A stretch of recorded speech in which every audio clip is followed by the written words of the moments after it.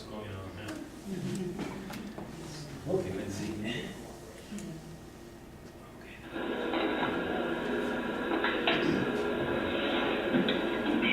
¿Y viste cómo se mueve? ¿Qué cosa tan ¡wow! ¡Qué grande!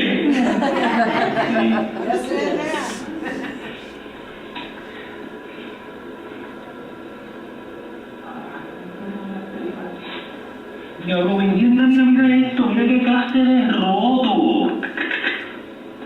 Se sube esto por el otro lado. ¡Wow! ¿Verdad, Mari?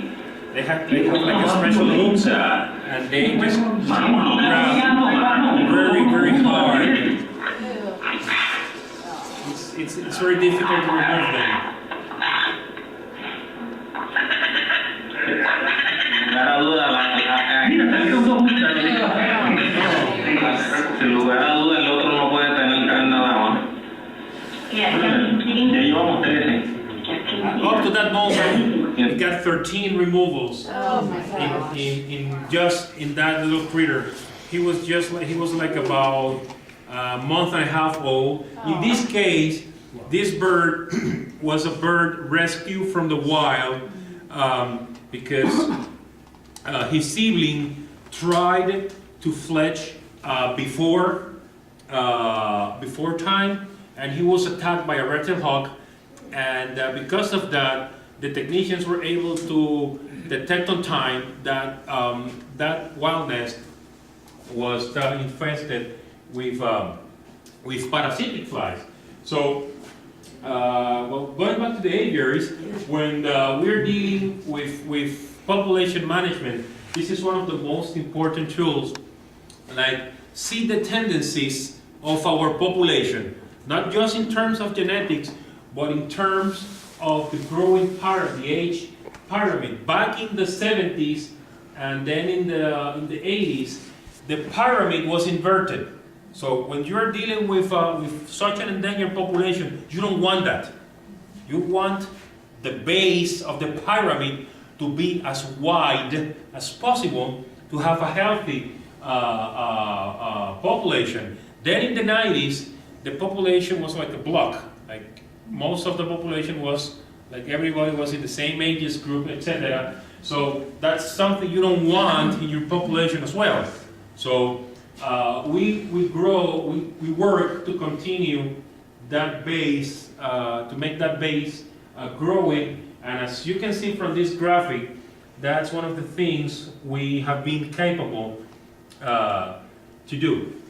For me, this is one of the most important graphics I can show people when I talk about the program, because when people ask me, is your program successful? Do you think the species will be able to be recovered? And my answer is yes. We have been able to show with the numbers that the species has the capability to come back, and the program is working towards that. Furthermore, this type of tool, this is a simulation that we are doing using a program called PM2000. It's a statistical model developed by the American Zoological Association, and we use it for our program as well. So when I put together all the information, how many birds we are producing per year, how many birds we are releasing into the wild, how many birds are dying, how many birds we are importing from the wild into captivity, how many chicks we are placing from captivity into the wild to keep that nesting cavity active. When we put all the variables together, this tool says me that between the year 2000 and when we did this one was 2008. Between the year 2008 and the year 2028, our population is going to be a little over 2,000 birds, and we can be as high of 3,500 birds. So when we put, and maybe this is a statistical model, but it's giving us very good information that the things we are doing are giving us an exponential growth of the program. Just think about it. In 1975, we just had 13 birds. As of today, we have over 400 birds. So when you start focusing your efforts in producing more fertile pairs, eventually you're going to reach those numbers. So, well, as I always says, conservation requires a lot of efforts and resources. I guess that's one of the main testimonies of this program. And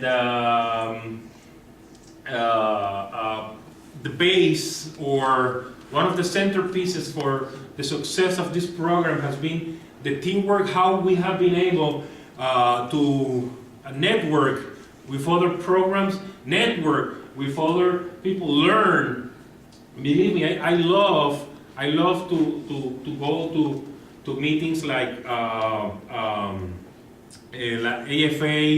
AAB. Now this time I was for the first time at Parrots International. Now I'm able to talk with you as well, because I am able to learn a lot from pet people, if that's the correct expression, because people give me lots of ideas that sometimes in our case, sometimes they work, sometimes not, but hearing what other people have to say give me a lot of tools to start increasing the production of birds in our facility. So I strongly believe that the Puerto Rican Parrot program is one of the best examples on how wildlife management can meet the pet people, the aviculturists, the breeding people, the veterinarians, and how we can work together and put all our knowledge together and make a program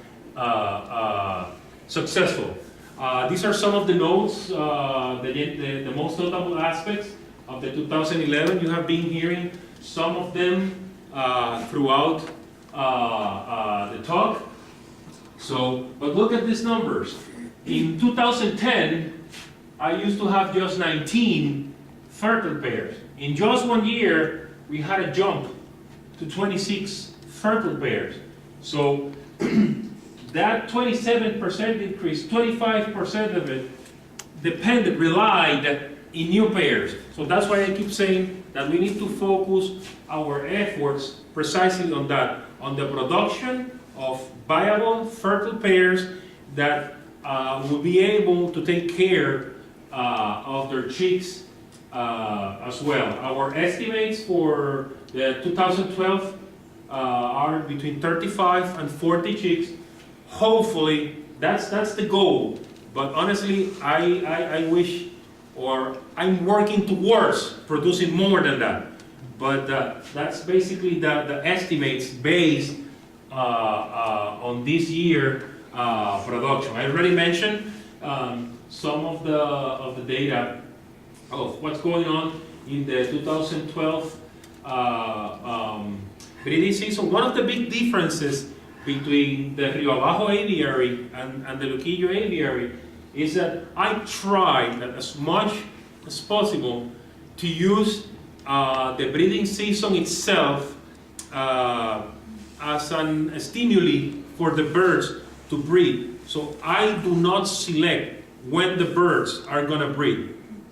I open the nesting cavities as early as November, so I will let them select by themselves when is their first, the prime time for them to breed. And this year, we had the surprise that as early as November 24th, one of our pairs start to lay their first egg.